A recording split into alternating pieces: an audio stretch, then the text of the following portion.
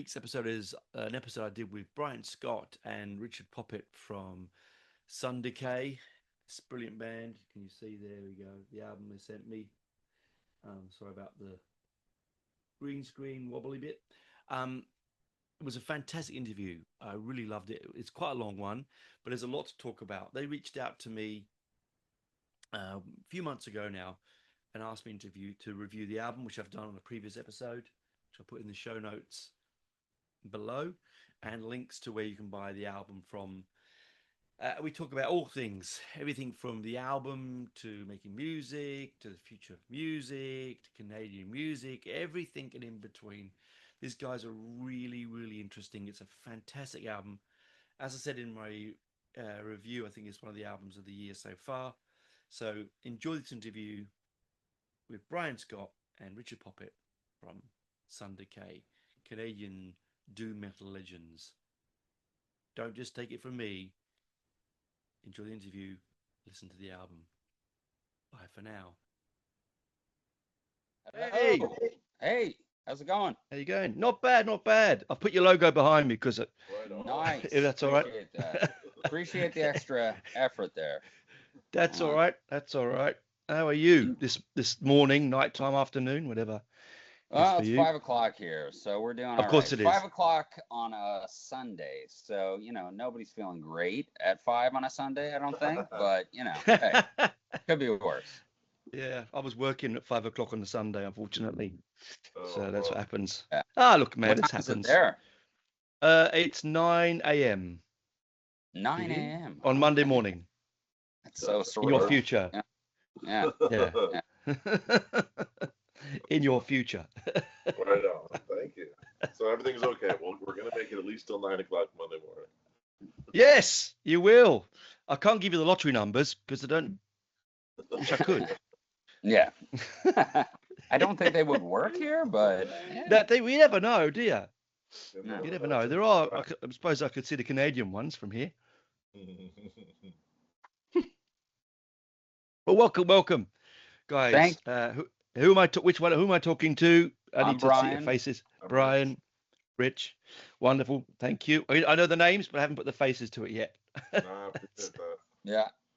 And we appreciate everything that you've done to promote the album and all your the endorsement of the album. Really do appreciate everything you've done. Yeah, So man, I thanks. really appreciate the time you spent with it. It's awesome. It really means a lot to us. Yeah. Well, I mean, and I've got it. Where is it? See, can't see because of the bloody thing, but it's right in front of me. It's on my playing stand, so it's what I'm playing at the moment. Which is, although it's not on Spotify, I can't find. Is it not on streaming yet? It is on there twice, weirdly. So I don't know. We got to try and figure some stuff out. Yeah. But I definitely have seen it there. It's supposed to be there. Yeah. I mean, I went looking again yesterday afternoon on the way to work. Just thought I'd listen to it. Luckily, I've got the what's it called, streaming that you gave little Sure, code. yeah. So Thank you. Bandcamp. So I'm Yeah. playing it from there. Yeah. It's on iTunes. We know it's there. And Rich was more involved with that, so I think he's going to talk to the Yeah, company I was that away we're- last week, so I got to go figure. You out just got back from Hawaii, so Oh, lucky you. yeah. All right, no worries. So Sundcay, wonderful band, man. It's lovely in this world when people reach out and say, hey, have a listen to this when you haven't heard it. And then when you put it on, it blows your mind. It's like, it's a real nice experience. Yeah, that's You the know. big part, right? Like that's what's fun. And just when we're being an underground band, it's fun to be able to just kind of open people up to it, because I don't know where people's expectations are when they've just never heard of something. But yeah, time and time again, we're lucky enough to have people, be pleasantly surprised. So it's fun. Yeah, exactly. And I think that's the beauty of it, isn't it, mate? It's just sometimes you get stuff you go, oh no, I'm not sure, but I'll park it but listen to it. And then you get things like yours where you went, hey, listen to this. And I was like, oh, dudes, this doesn't sound underground, man. It sounds big. that's the crazy part about the music landscape these days, right? It's like it's not a meritocracy, and the reason that you may not have heard of a band is not because it's not good. It's because of how much energy or effort they're able to, willing to, or interested in doing to promote themselves, right? So it's just like, Oh yeah.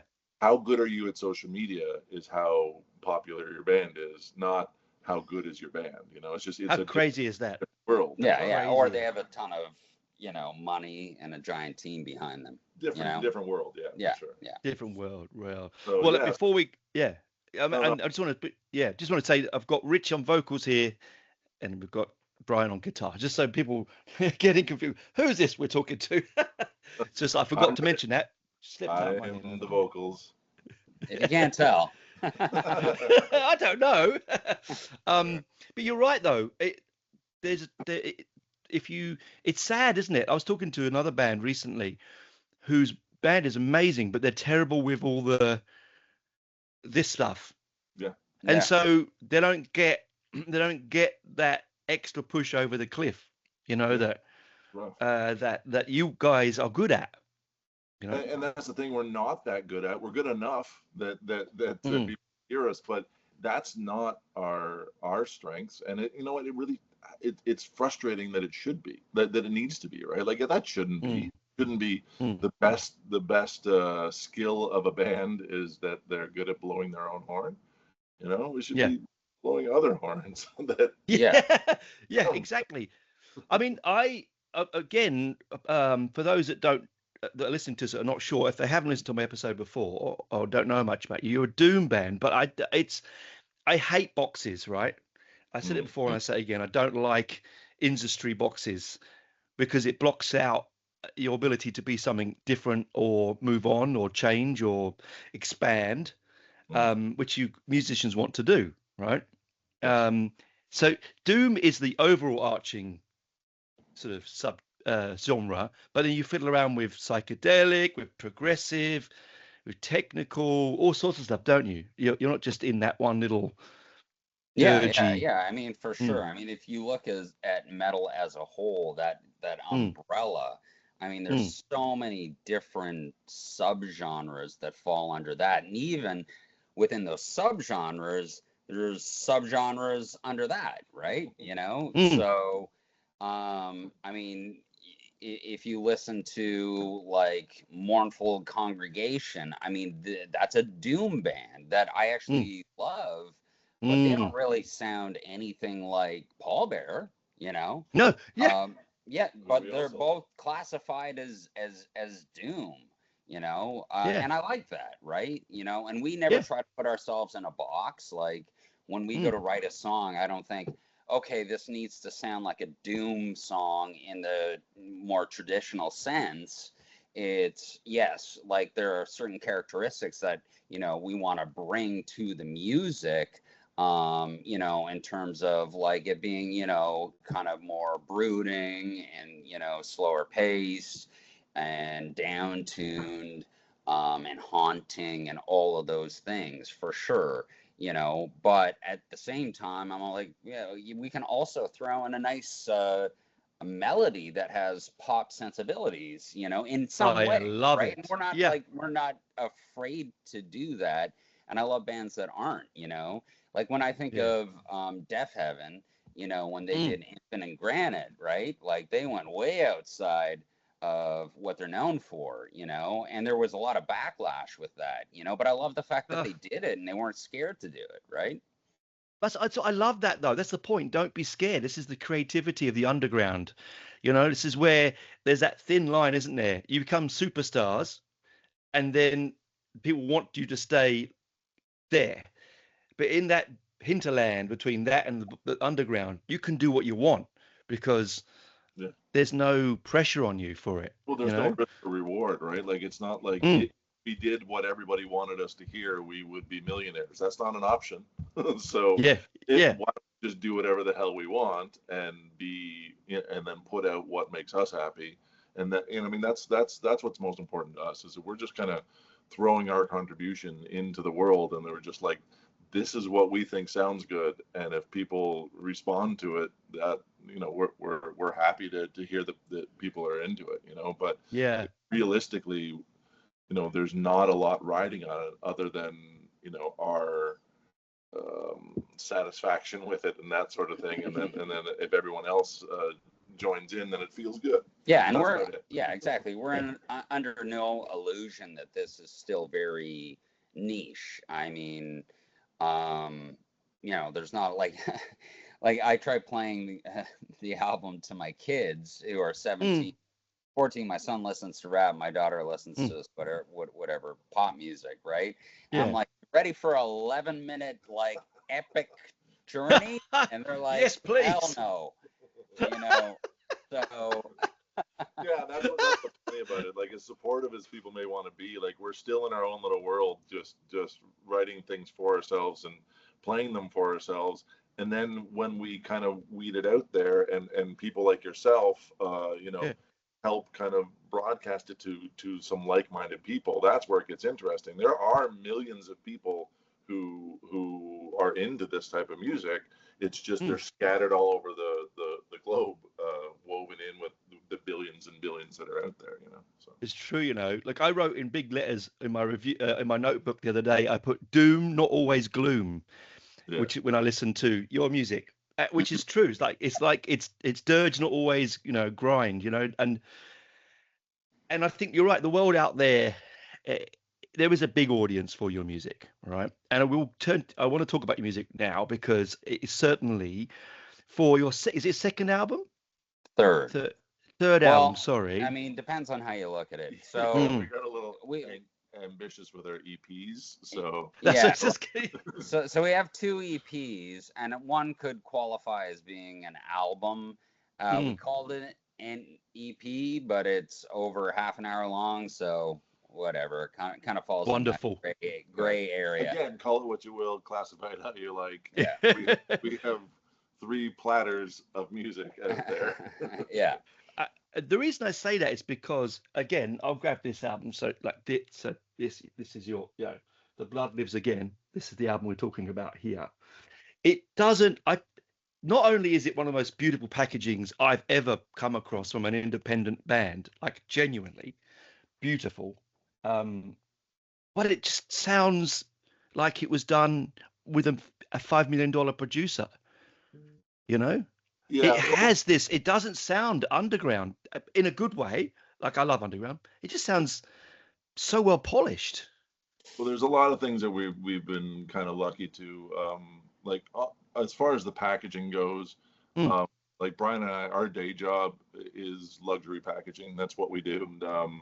And then on the art side for the album, we work with some designers who we've been working with for decades, and they were just super into it. And it's the Workhouse here in Toronto, and they were just all in, and they worked on that thing for years and just picked away at it, all the little illustrations, all the little elements, all the graphics, it was such a labor of love, and it was such a collaboration of various artists that it was a really fun project in that way. And we are lucky in all the friends that we have and all the talented people that we're surrounded by. So yeah, it's good that way. And yes, it comes out the way we really imagined it, which is awesome. Yeah, and I mean, I will say, when Rich brought me the first sort of iteration of the artwork before it had been colorized, I looked at it and I was like, holy shit. Okay, so now the album has to live up to the artwork. And we hadn't recorded the album at that point. I'm like, oh, god damn. Wow. It's a whole thing. It's a whole endeavor. But in the end, yeah, you're right.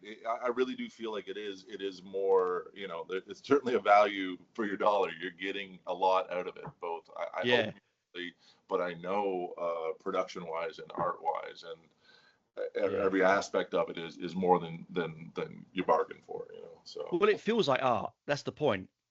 Yeah. It feels like art. So, like a lot of time with music, you're musicians. We're in the music world. It can be considered throwaway, can't it? Mm-hmm. these days, a lot of it's throwaway. You get a record, don't care, chuck it away, whatever. CDs, downloads, walk away.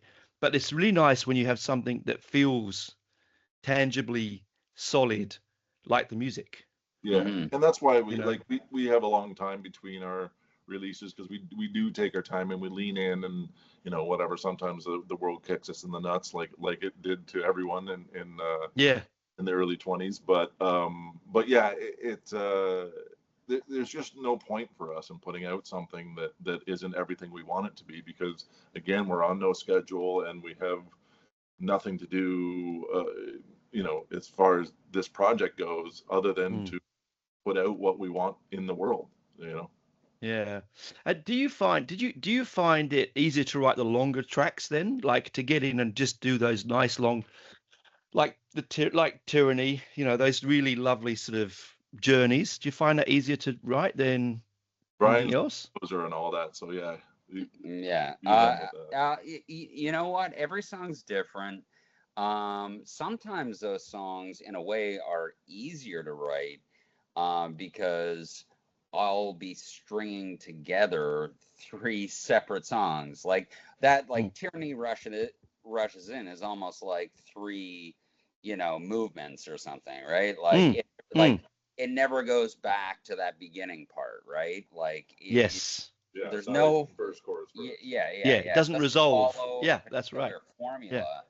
And in that particular song, I think like my songwriting changes with every song, but and sometimes it starts with a riff, like with I think a lot of metal bands, right? Mm, Sometimes it starts with a melody, and with that song in particular, it started with the middle section, funny enough. And I wrote that middle section, and I was like, this middle section is going to be the song, and then I'll just add more to it. And that's kind of what happened.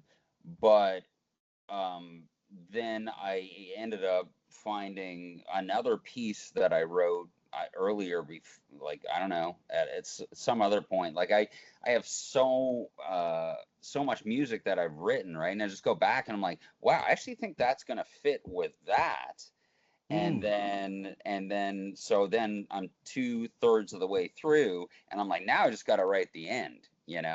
And as long as it all flows and it doesn't sound weird or awkward or choppy. It's a journey. Yeah. Mm. So, but in answer to your question, I guess those songs are a little bit harder to write versus like a song like The Blood Lives Again Mm. or Here Comes the Wizard, where it is a little bit more straightforward, and it's more kind of verse chorus, And also, once you have a few good riffs, you can go back to them, right? Like you can, yeah, Mm. yeah, you can yeah. build on them, right? As opposed to the journey that is something like the Tyranny rushes in. Yeah, and with the longer songs, it requires like those transition parts require a lot of like fine tuning. Like, how am I going to jump from this to this and not make it sound weird? Or, I mean, weird's not bad, but just make it flow the right way, Yeah. right? Not disjointed. Yes. Yeah, Yes. exactly. So I guess in answer to your question, yes, those songs are a little bit tougher. That song in particular, for sure, because it is just like taking basically three different songs and stringing them together in a way that works. Yeah. Whereas, a song like Here Comes the Wizard, I mean, you hear it and it follows more of a standard kind of, not a formula per se, it's still 8 minutes long, but it's a Mm. little bit more predictable, right? Mm. Yeah, but It, I mean, it's every song's different, and I oftentimes get stuck. Like I get stuck on songs where I'm like 4 minutes into the song, and what I don't want to do is be really predictable, right? mm. So I like I don't want it to just be verse chorus middle, you know course. I Mm. try to avoid doing that, but if the song calls for it, then I'll go with it. Yeah. Um, But a song like "Here Comes the Wizard," which was probably Oh the yeah. easiest of the songs to write, and that song, unlike the other songs, I think might be the only song where it started with an actual vocal melody. Like I sang that chorus part wherever I was, in the shower, in the car, or whatever. I'm like, okay, and I'm just going to, I can build this out. I can build this out, Hmm. So. It's a funny album because every time I listen to it, and I've listened to it a dozen or so times now, possibly more, is that I go into it and I hear a different song that I like more than the other. Like when I first put it on, Tyranny, it rushes in. It's like, oh my God, this is the worth the album purchase alone, right? This is just what I'm looking for. And then like this morning, I was listening to it again, and Silent Spoken, I even wrote the lyric in there. I wrote some of the lyrics down because I was like, this is fantastic. You just get those little, it's a great album for that, because you can't just say I've listened to it. Yeah. Because you come back to it and something else like Will Dusk Defy Dawn, and you go, I don't remember that as that bit in that track. And it Yeah. stops you while you're doing stuff.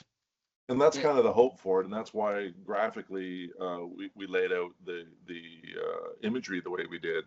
Same kind of thing. Like there's so much in there. There's so much texture and so many little characters woven in every little nook and cranny of that sleeve. That same kind of thing. Like the dream is that someone could sit and listen to the album like dozens and dozens of times, and while they're listening, stare at that jacket and find new things, both sonically and visually every time, and just kind of keep having that same experience of discovery. That's I love it. That's a dream. You know what? And it's a dream I would like to have more often, because it's exactly where I come from. Of an age where that was important. You had the record cover. You spent time with it. It wasn't a walk away, come back. You were with it.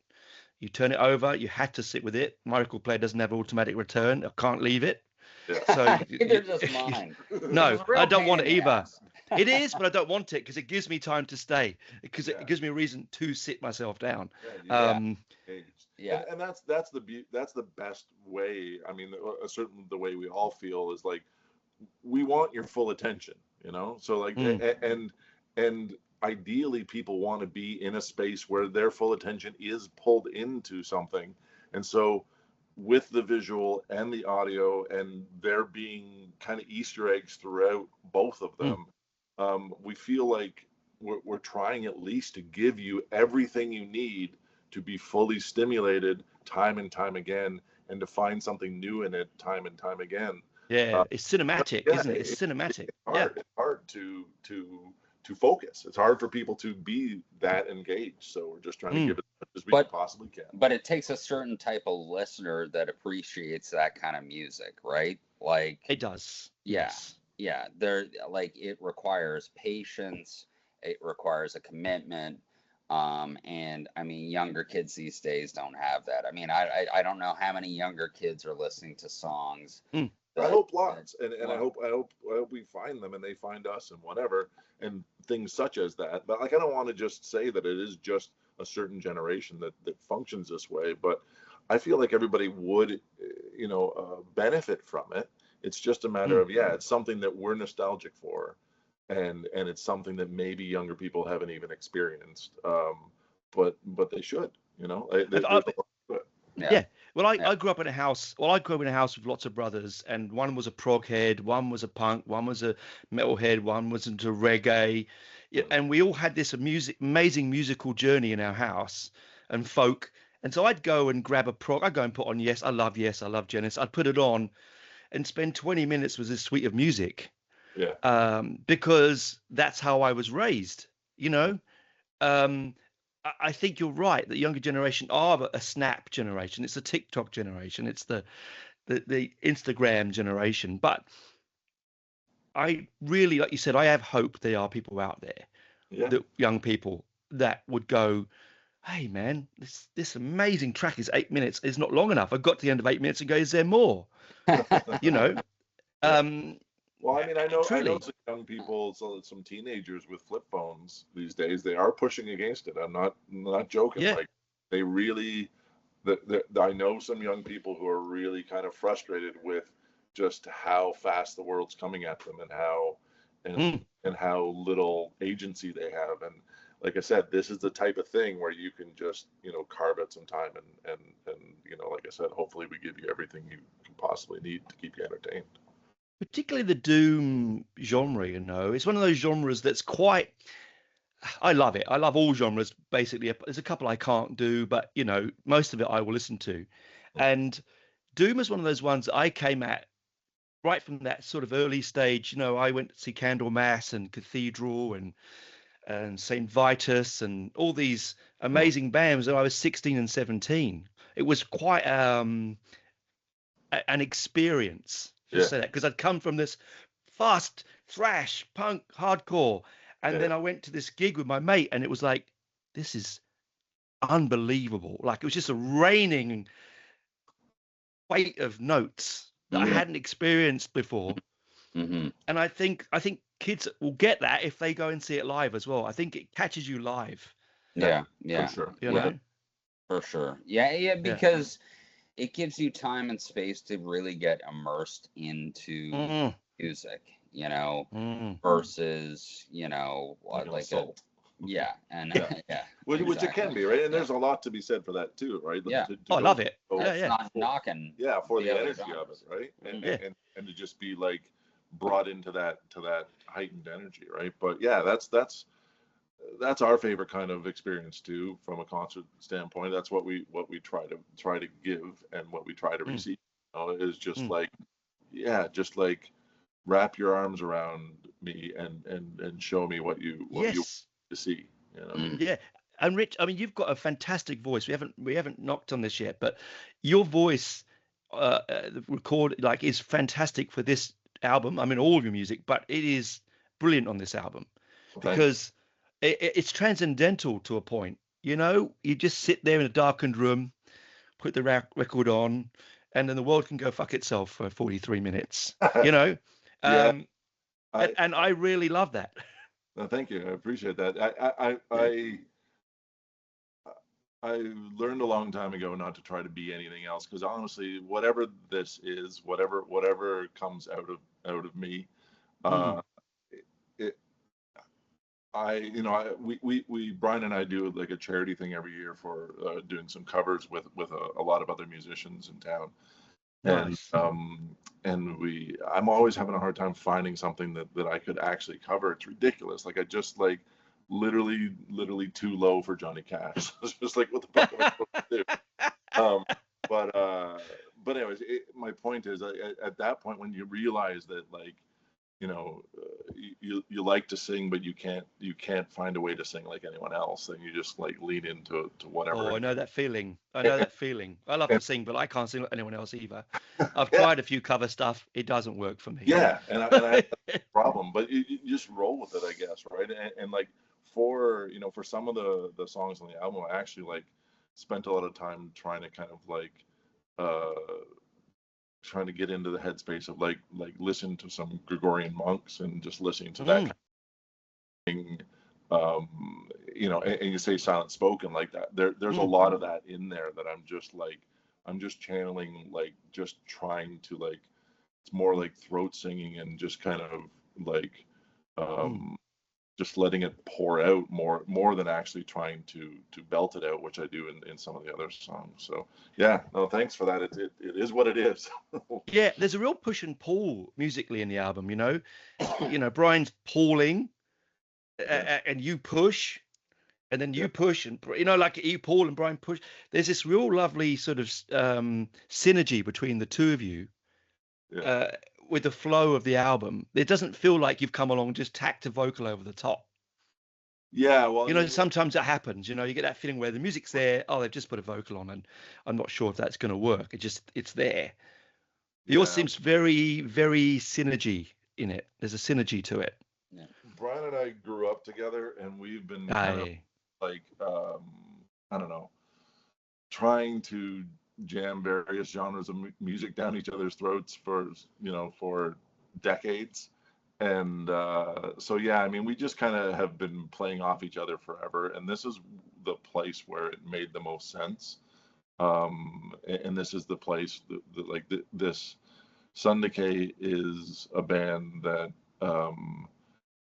is kind of both of us doing what we think this is. You know what I'm saying? If that makes sense. Like we both think we know exactly what Sundcay is, and we're both bringing what we think is exactly what it is to it, and it's completely different from each other. But it just kind of, we both understand what each other's bringing, and it just somehow, yeah, it's a very natural kind of thing, and we're both just trying to, I don't know, do what we're trying to do for each other, and what the result is Sundcay. But yet, I really feel.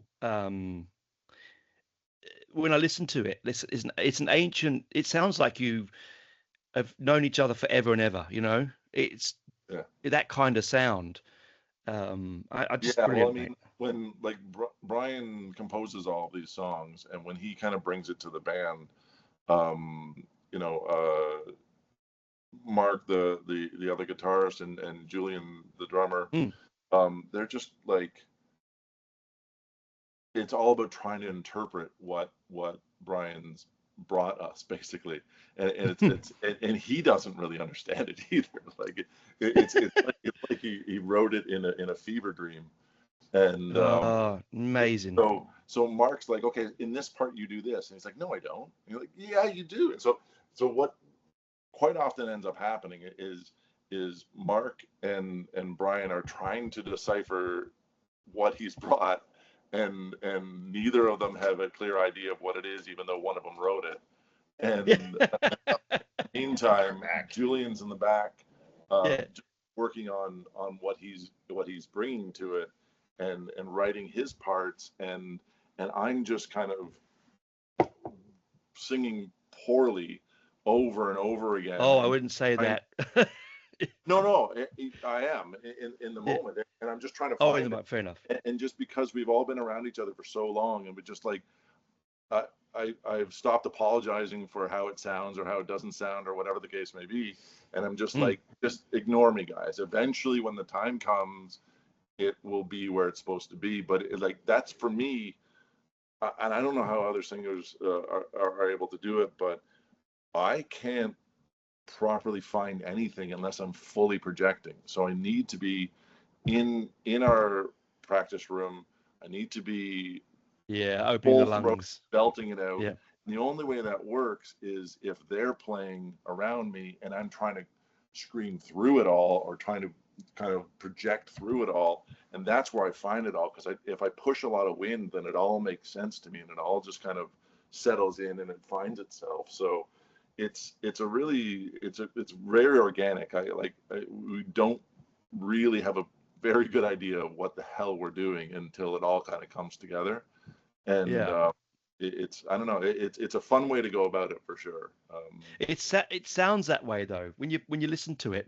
That's a perfect way of describing it, because some people say they can't hear the difference between someone recording in one side of the world to the other and joining. I sort of can sometimes. You know, there's a coldness to it, but like when we put this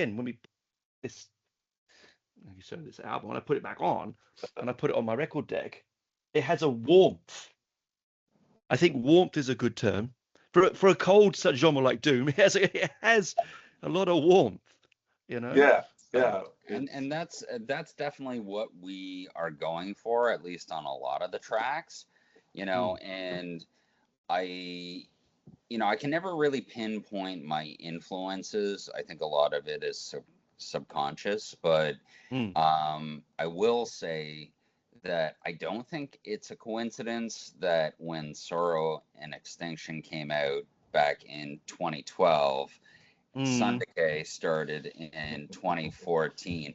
That album, of all the Doom albums, I know it's a recent album, you know, and sure, you know, I was listening to early Doom for sure, and that definitely had an impact and got us to the point where we were able to decide, like this is what we want to do. But that album in particular, I love because it has a very different approach, in my opinion, to the doom genre, where it's bringing a lot of atmosphere and it's bringing a lot of warmth. I almost feel like I've always said, like, Paul Bearer is like my warm blanket, you know, band, Yeah.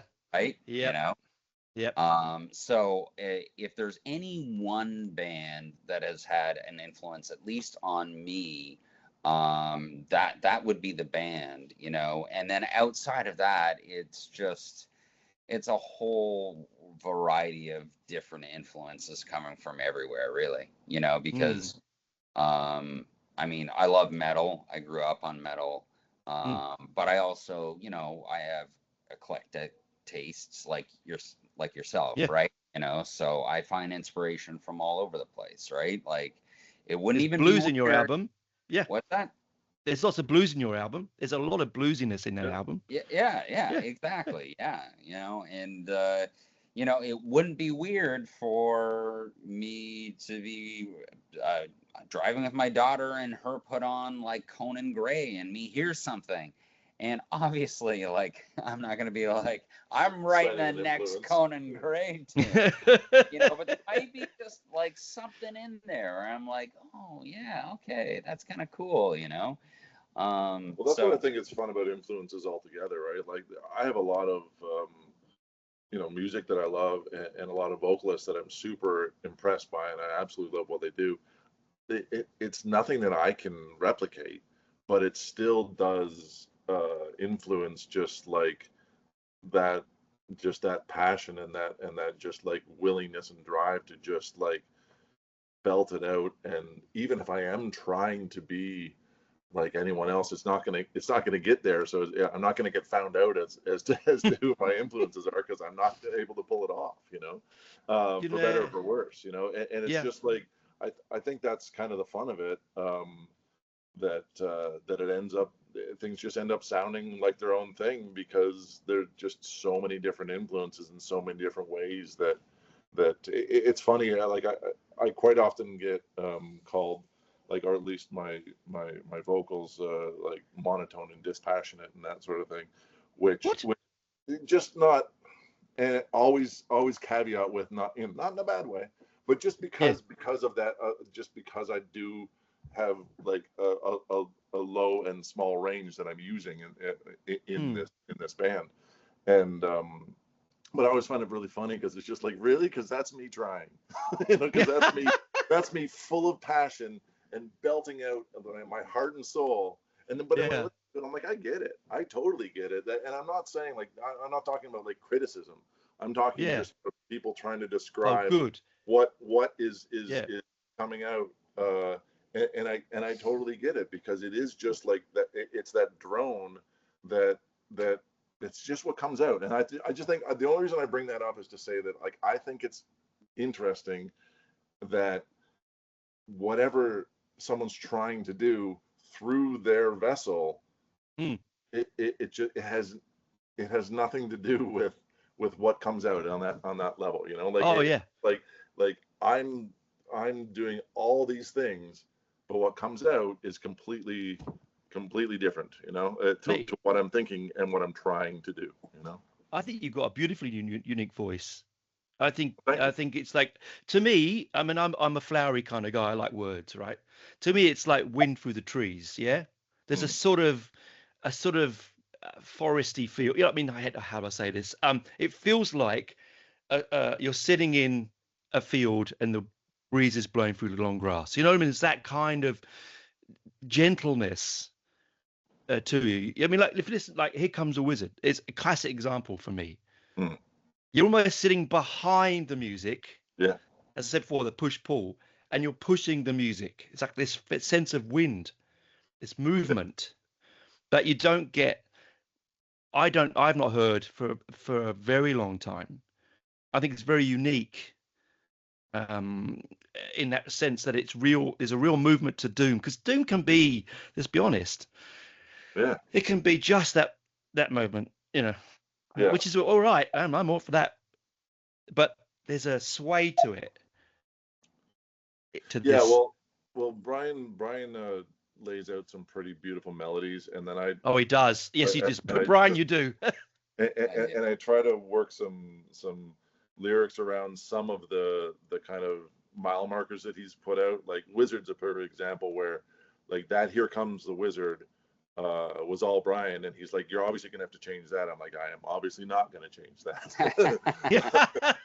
Just because it sounds, cliche or whatever you want to call it, but there's some parts of it, like it just sometimes it just is what it is, and it's the same kind of thing. Like we're not here to stand in the way of what just came out, right? So then I'm just kind of weaving a narrative around it, and I get to do that within the melodies that he's kind of laid out, and I get to stretch him and pull him, and he gets angry when I take him in some directions, and then sometimes he's cool with wherever it goes, and whatever the case may be. But yeah, to your point, as far as the mix goes, like I said, I don't I don't function properly unless I'm pushing a lot of wind. So I need to Yeah. like be bellowing.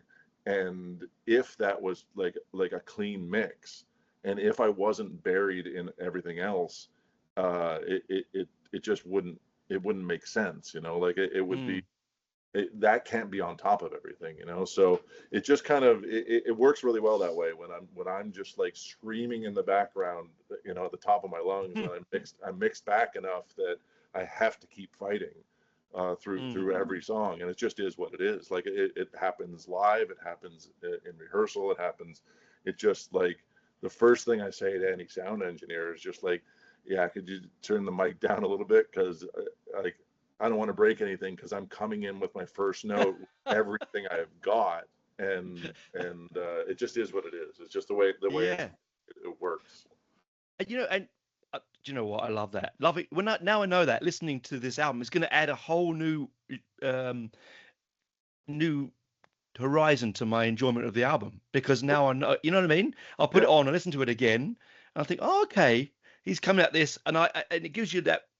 It's like knowing a fine wine or enjoying a good meal. The more you know, sometimes the more you enjoy it, you sure. know? But lyrically, I think Here Comes the Wind is probably the only cliche one, and even then, I wouldn't say it's cliche. Yeah. Like, I mean, I listened to the lyrics of this. I think it's well written lyrics on this album, by the way, as well. They're nice. They're not overly wordy. You're not fighting Brian and the rest of the band to get those words over the top of them. There's nice Yeah. space in between. I mean, particularly as I said, "Will Dust Defy Dawn." I think that's my favorite lyric on the album. I wrote that one Um, 3 times before.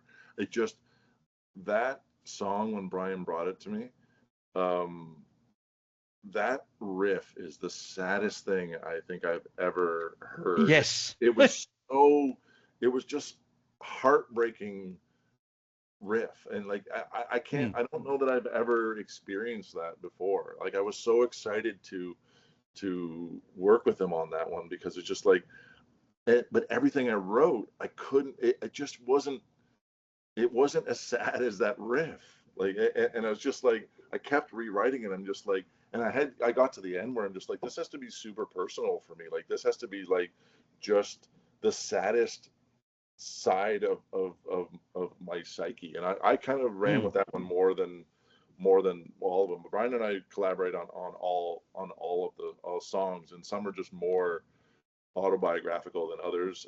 Like mm. Silent Spoken is more Brian than me, and That's beautiful, by the way. It's a beautiful track. yeah, and Yeah. Dust If I Dawn is more Mm. me and Brian as far as that goes. But yeah, it's just like what is my deepest darkest fear, and what is the saddest like aspect of existence that I can kind of dig into and feel like I can speak with any authority. So yeah, Mm. thanks for that. We definitely, some songs are more of a journey than others, and that one specifically it means a lot to me, simply because um, just how deep I was forced to go just to match the level of sadness that song was bringing. And I No, even thought, yeah. like, originally wrote some to get some contrast, kind of in like a reverse Smiths way, where the vocals are happy but the music is sad. That's kind of what I was thinking originally. Mm. uh, but I just couldn't do it. I had to just No, it pulls you in, doesn't it? I mean, Yeah. what a way to end an album. You start an album. I mean, positive. Let's be honest. Here Comes the Wizard is a really energetic Mhm. piece of music, right? And then you end with that, and it's a lovely book ending. Yeah. You know, Which like is open and close. which is funny because Will Dust Defy Dawn was the first song that was written, and then Wizard was the second song that was written. Like, whoa, okay. Surprising himself with what was yin coming and in. yang. Yeah. How am I gonna fill this out? What is this gonna be in the middle? You know. And I think we managed to find a nice balance. You know, for sure. You know, it definitely. Tyranny, I think, is a nice sort of hybrid of it all. And then, you know, Blood and Wizard are more that, you know, driving, you know, more, not, I don't want to say standard, but like doomy, Positive, classic yes. doomy stoner kind of feel to its sledginess and all that. Yeah. You know, yeah, so there's like a range of different emotions that one could experience listening to this album, you know, which is what we're going for. Well, I have to say, when I received it, this is a bit of a personal thing, but I lost my father a couple of years ago, and it was the hardest thing I've ever done in my life. Like physically, the most painful, mentally and physical painful. I've been through a lot of physical pain, but this was like the hardest thing I've ever done in my life that happened to me. And every now and again, like, because I got it again early Feb when I put it on. My dad's been dead now for a couple of years. His birthday was the 4th of Feb, and I played it. I remember playing this album on that day and feeling emotions I hadn't felt for a year and a bit. Well, And sorry. yeah, you know, yeah, it was lovely. It was lovely. Like I put it on and I just genuinely like, okay, and got the goosebumps that went up because it brought back some of these memories, and that's not a bad thing. It just brought back memories of my loss. Yeah. Because remembering loss is important. I think when we forget, some cultures are wonderful, aren't they, where they never forget the loss of someone they loved or a family member. That culture, ancient cultures, always return back to it, whereas we as modern cultures don't. It's like push it away, forget, don't come back. Yeah. And I think, and that's how we keep them alive, isn't it? By remembering that little bit of pain, that little bit of sorrow, every week. And when I put it on, just want to let you know that was, it was Tyranny was the one that made me think. I'm so glad that resonates. Yeah.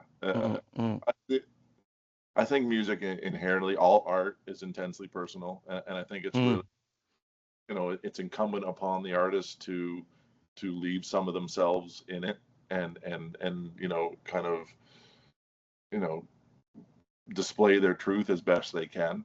And on the same note, I don't think it's our right or you know, it's even helpful on any level for us to tell anyone else what it means to us, because I think it's really important for it to mean what it means to everyone, you know, and I think that only really works if it's genuine, and if the artist has really bared their soul. It kind of creates a space where, you know, you can find pieces that mean to you, you know, that have a meaning to you, you know, and that's to me, that's the best part of it, you know. Like, again, like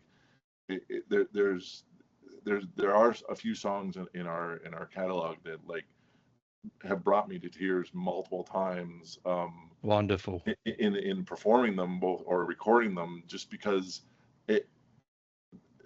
what they mean to me very specifically, often I'm reminded of it in the moment, and it breaks my heart. Like you know, and it's I have a hard time with it sometimes. So so yeah, I like if we're going to express our feelings as best we can, I like to think it creates a space where other people, you know, find a way to flow through it as well. Isn't that the wonderful thing about music, though? You know what I mean? Like, I lost my sister-in-law, must be about 8 years ago now. And she was a big Blondie fan. I'm a big Blondie fan. Love Blondie, right? Yes. And we would sit down. She's much older than me. We would sit down and we would bond over listening to Blondie, right? And when I was leaving from London to come here, she gave me all her record collection. She said, "You take it because I'm not going to listen to it without you, right?" So I took it, and then she passed away, and I was at a Blondie cover band night at a local bar, and I'm standing there and I'm crying my eyes out. I'm pouring and I had to grab the singer after the set and cuddle her. I'm like, thanks. And Yeah. she's like, what? And I explained it to her, and she was like, that's beautiful. I wonder what, because I was just stood there. Everyone else is, and I'm like, it's just pouring down me Yeah. like a rain, you Yeah, know? and that's the thing. It's like we were talking about before about how hard it is to be engaged and to really focus on something and to give all your attention.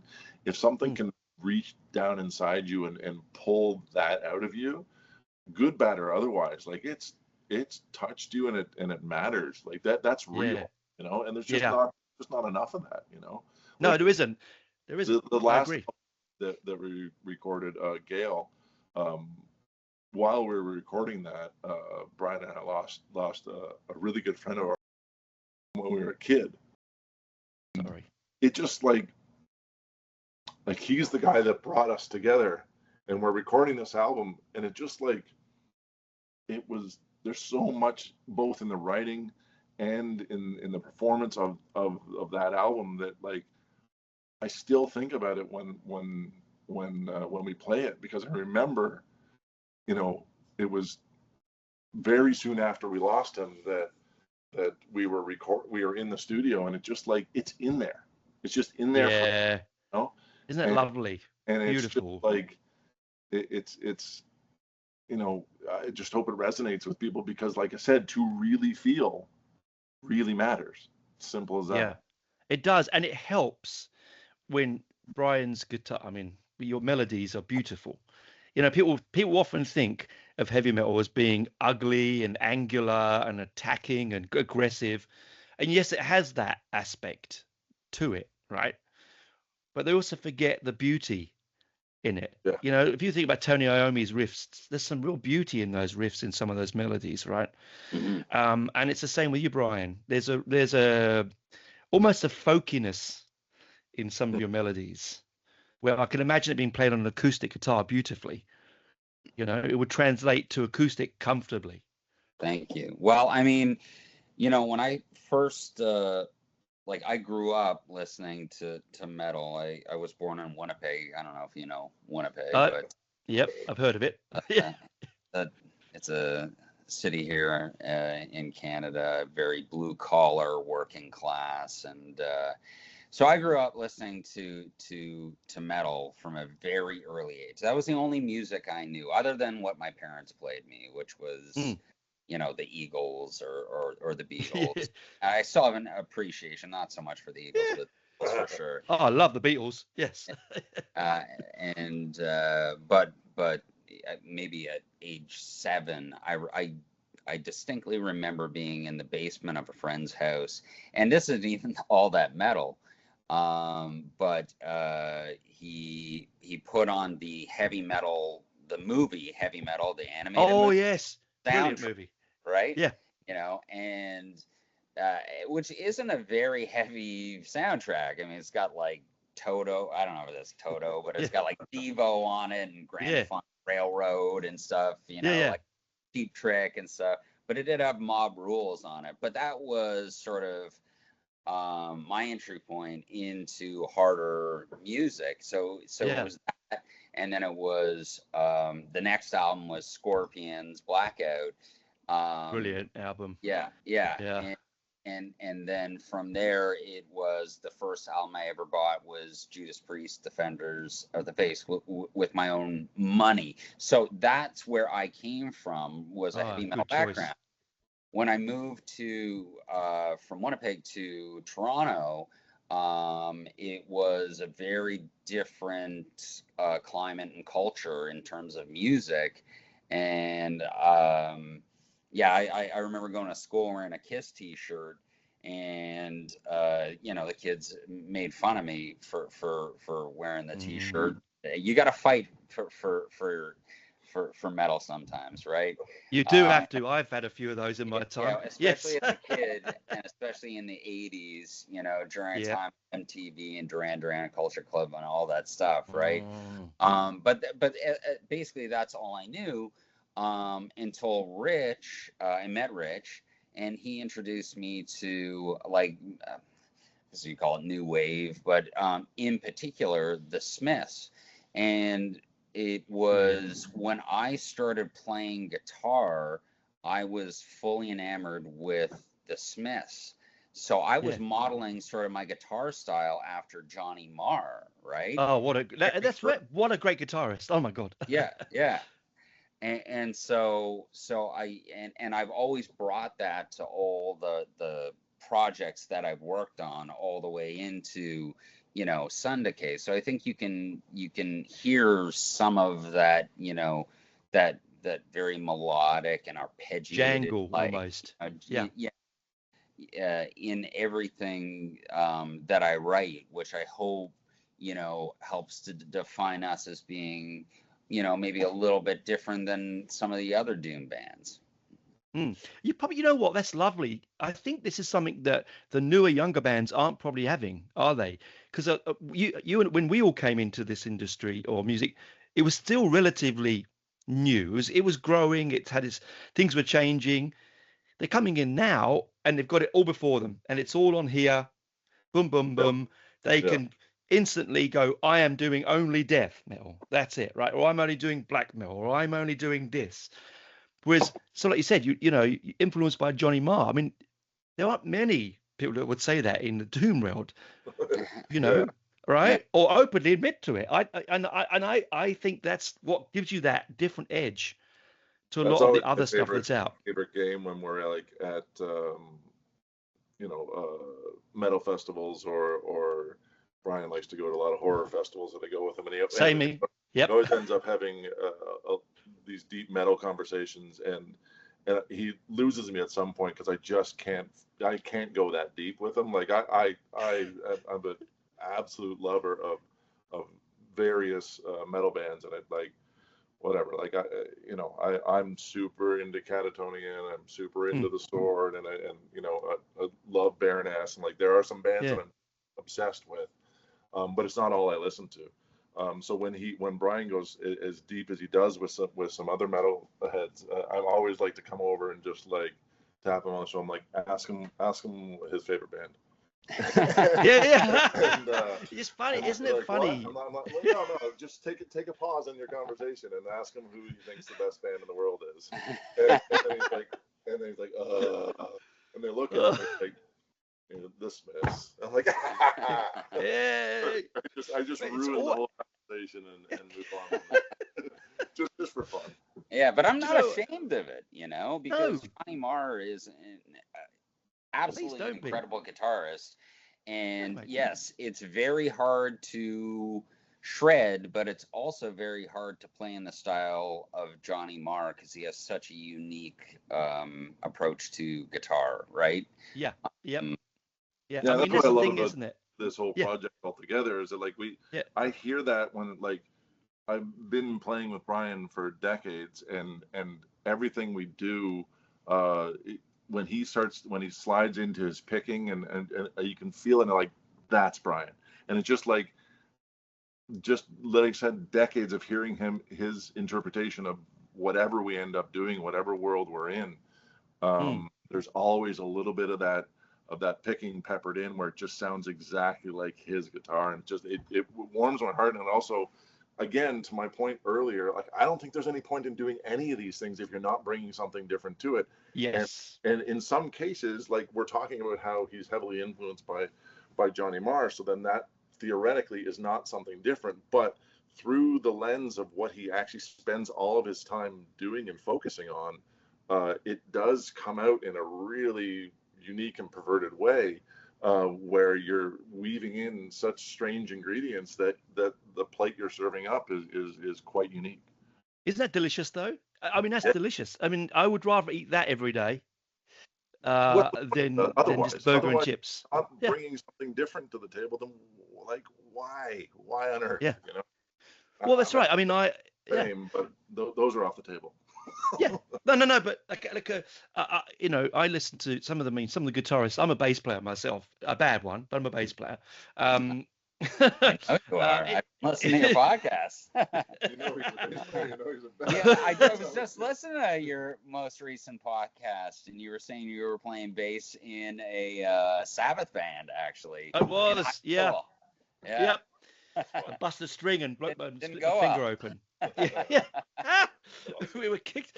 But the like influence wise, you know, like I don't think any of us can look back and say this is it. Like you're a big Johnny Marr influence person, but there would be impossible. You probably couldn't sit down. You wouldn't have enough time in the day to say this person, this person, this person, this person, this person, because it floods in. You know, like I'm a big Keith Levine from Public Image Limited. He's one of my favorite guitarists because his angularity and his strange distorted madness, this atonal craziness that he was doing, you know. Yeah. You know, and I remember trying to do that for a little while. I thought, I'll be Keith Levine. Impossible. Absolutely impossible. All right. Because it just wasn't me. I love it, but it wasn't me. I couldn't bring it. It's like Gary Moore's. I love Gary Moore's. And I'm trying to be play that kind of blues, impossible. Impossible. I just want to know that I can do one little tiny bit that sounds like him. Yeah. Just one little flourish. Well, and I think both Rich and I, we play to our strengths as well, right? Like I'm not a shredder. Like I'm not gonna go do some really challenging like Malmsteen-esque solo. Like that's just not me. And even if I could, I wouldn't want to, because I think that would really add much. I think it would take away from what we're trying to do, Yeah, your melody. It's not to say I don't appreciate it. Oh no, exactly right. Occasionally, it's like all things. You get in the mood for what you want to try and listen to. Like occasionally, I will put on Dragon Force. I'm not a fan, but I'll put it on just for a bit of fun in the background. Bit of passerby noise. But when you go to play, you're going to play differently. You know what I mean? Like, I love the way that you're grounded in your tone. Your tone is really a grounded, solid tone, but it has flights of fantasy weaved in there. You're not just there's that lovely, bubbly, frothy top to a beer kind of thing, just effervescence across the top that you get with your music, with your guitar. So I mean, I can't speak for the other guitarists, but yours, yeah. No, yeah, I appreciate it. Yeah. Mark and Brian play off each other really well. It's fun listening to both their styles, and it's like I said, it's all very interesting. Just watching how all the pieces just kind of come together, and that's what's fun about it is when everybody does what they do, and it may not be what you want them to do or what you expect them to do, but when you like the result, that's what makes it unique and makes it worthwhile. It makes it something worth contributing to, the pantheon of we'll call it doom metal. Yeah. Well, I've loved the chat, guys. You know what I've loved about it is what I love about this job that I do. Is that I get to talk to people like you. I get to talk to big bands. I talk to Catatonia. I talk to all sorts of. You do talk to them, and it's great. But you know that they're just doing it because they're on the rounds. Yeah. And don't get. I love it. It's great. I get thrill out of talking to my heroes. Amazing. But sitting down for an hour with a couple of guys that really understand music and really understand what they're doing is such a thrill. Well, it's awesome for us to be able to kind of actually tell you what we're trying to achieve and what's in there, and kind of give you some markers and some Easter eggs to look for, because it's like,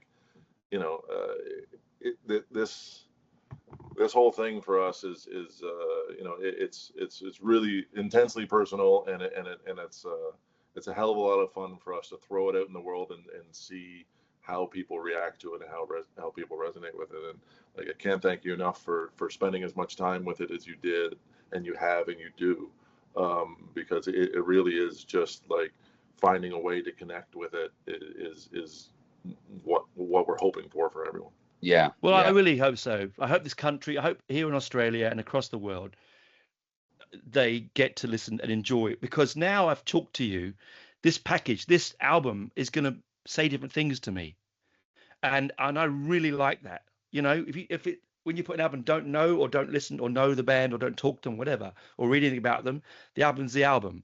But as soon as you have insight, I hope this helps audiences as well to have more insight, like you said, Easter eggs, and it just creates a more appealing experience.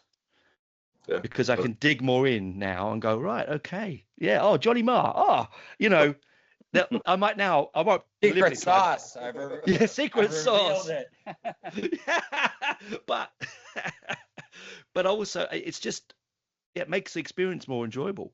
So this album behind me, which is I'll point to my finger here, this one.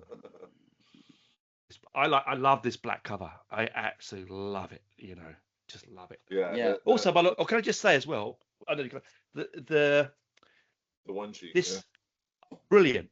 Can I say, I have had bands send me stuff with no information. Here's the album. Bye. Great. That was, and not only is it on a lovely quality card, Of course, like the card stock. that goes back to our profession. Yeah. Yeah. The card stock matters. You know that, guys. Yeah. You know, when albums started getting cheap in the late 80s, early 90s, and they were wobbly and thin, and the card stock was crap because they didn't care. It matters. And that little crib sheet, I enjoy. Just, I remember saying to my wife, I opened the packaging and I was in my bedroom and went, look at this, love. Wow, amazing. Look at this, beautiful. She's doing something, she doesn't care. I'm going, look at this. And she's like, oh. Yeah, well, I mean, where we come from and the way we approach everything that we do, everything matters. Every little thing matters, and we're really only talking to people who agree. You know, everyone, like we're throwing things out into the world and you know, hoping it lands in the laps of people who also agree that every little thing matters. You know, so both sonically and physically, and visual art and musical art and all of the things together, like nothing's a mistake in there, even the mistake. Even and as I alluded to earlier, it's very cinematic, so it does create images in the mind, which some music doesn't do. You know, if I'm listening to Blondie, you know, I'm not thinking about images in my mind. I'm just thinking of my sister-in-law and fun times. Right, it's a different kind of thing. I put your album on. Like Iron Maiden's another thing. I put Iron Maiden on. They're my favorite. Put Iron Maiden on. I'm going to be 16 again. You know, walking through the park listening to Power Slave. Oh, you know? I was going to ask you, what's your favorite Maiden? Oh, album? It's actually Peace of Mind. Peace of Mind. Okay. Peace of Mind. Good one. Yeah. It's just that something. Like, that's my personal favorite, but hey. I love Power Slave. They're all great. Ryman, yeah, that's it. Ryman the Ancient Mariner. Ryman the Ancient Mariner is going to be played at my funeral. I've already told my wife that. Really? I think it's the greatest song ever written. So they will play. She goes, I don't want to listen to that. I said, Power Slave, Blonde, the Pistols' Bodies, and Elvis Costello's Oliver's Army, and then they can all fuck off. She goes, they want to sit. They want to sit through that. I said, they will sit through it. Yeah. That's fair. The least they can do. It's the least they can do. She goes, that's 12 minutes long. I said, yeah, great, isn't it? Sometimes 12 minutes long. What's wrong with that? Yes, what's wrong with that? Like I said, I listened to some of your tracks and go, oh, another 4 or 5 on there would be cool. Yesterday I listened to Mirror Reaper by Bell Witch, you know. Oh my God, it's 80 odd minutes, isn't it? Or something? No, it's like an hour and 20 minutes, you know. Yeah. That is a fantastic album to spend the day with. Yeah. I did it only recently as well. It takes me about 25 minutes to get to work, so I had that on at the beginning, and then I work in quite challenging circumstances. So when you come out and you put that back on again, you think it would bring you down. It doesn't. It's sort of just takes you away somewhere else. It really does. It really does. Yeah. I absolutely adore that band. Yeah. I was looking at most listened to artists for 2025, and Bell Witch was like by far the band that I. But in fairness, You listen to it once. you Like- yeah. Like I listened to the album, and it's an hour and a half. You listen to that a few times. You know, That's true. It's starts going to by rack minutes. up those numbers. Clever. Yeah. I love getting those wrap ups when you go, I don't remember what, because I'm a big XTC fan, right? And I was like, what? I can't remember playing that like 90 million times this year, but I must have done. Like, It's hard not to. Yeah. yeah. Well, thanks for coming on, guys. Thank for you chatting. so much, Tony. We appreciate everything you've done to support us and for, carrying the torch for, smaller bands. We really appreciate it, man. Oh no, love it. I mean, it's out. It came out on the 13th of Feb, which was back in the past that way. Yeah. And it's now available on, as we said, it's on Spotify somewhere. It's on iTunes.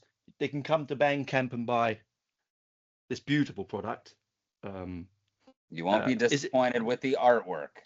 Maybe No, you the won't. music, but not the artwork. I highly doubt that in both. I think you would be, if I was given it as a gift, and I was, my wife went and bought that for me, for instance, I'd be looking over the moon. Like, it's just something, a special thing, and it's not expensive, folks. It's not out of reach, cost wise. You get the vinyl and you get the artwork, and there's a lot. And Mate. I mean, Canadian dollars. and Canadian dollars, and I know. Like $30. Yeah, it's ridiculous. Like $60 Australian. It's not much at all. We probably should give out a shout out to the Workhouse, who is the agency that actually illustrated the album. Yeah, no, they're amazing in everything they do. They actually just rebranded to the Agency of Love and Logic. Did they? Great name. A really cool name. What a great name. Yeah, what right. a great name. Well. Yeah, they're wonderful. Yeah, so no, they're amazing. And again, same thing. Like, it's just a matter of being able to collaborate with as many different artists as possible and bring something that is a whole, to everyone. Like it's fun. It's great to be in this space where you just do get to collaborate with other great artists. So and one last thing to point out too, and we put it on the back of the album, is that, with the emergence of AI, you could very well look at this. Yes. It was AI generated. This was not AI generated, the music or the artwork. Oh, yes. And I think, sorry, my camera's gone off because can you still see me? Yeah. We can hear you. Cool. Yeah. I just went, that's good. I had to put the battery power, my laptop was about to die. I quickly swapped it over and I went, oh my God. Yeah, it's not AI generated. Thank you. Like you two work your asses off. You spent lifetime of creating your art, your influences, energy, and someone comes along, presses a button, says, please make that sound like Kiss. Yeah. You know what I mean? It's like, it's offensive to me in every way. It's almost taking our art and making it McDonald's. Well, yeah, and completely and utterly disposable. Right? Anybody can do it. Yeah, but to your point though, Tony, I mean, like, I think you notice when the heart's not there, and it is what it is, and I think that's we need to celebrate what it makes us uniquely human, is our ability to create things that don't already exist out of thin air. Like, AI is iterative. That's the whole point. It's just mimicking, right? And it could be mimicking a really complex recipe of various things who've never been put together, so it sounds new, but in the end it's just mimicry and it's just iterative, right? So what we as humans can do is pull something creative out of whole cloth and make something that never existed before, and that's what you celebrate, and that's what you resonate with, and that's what brings you to tears, and that's what gives you goosebumps. So I mean, that all AI can be what AI is, and it can be a tool, and it can help, and it can do all these lovely things. But it'll never replace what we're able to bring. It just may, break us along the way. Thanks, Tony. Really appreciate it. No worries, man. Yeah, man. And you guys, good luck. I hope that you get to Australia one day. You know, that would be amazing. That would be amazing. Who knows, man? This album is big enough. Who knows where we will be pulled? All right, thanks. You never know. All right, take it easy. Thanks. Thanks so much, Tony. Take care, buddy.